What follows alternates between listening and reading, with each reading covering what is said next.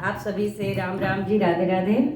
अर्णा शर्मा की तरफ से आप सबको ढेर सारा शीतला मैया की सप्तमी की हार्दिक शुभकामनाएं। और मैं अपनी दीदी के साथ गाना गाने जा रही हूँ। मेरी दीदी गाएंगी शीतला मैया का एक बहुत प्यारा सा गीत, आप सबको सुनाएंगी।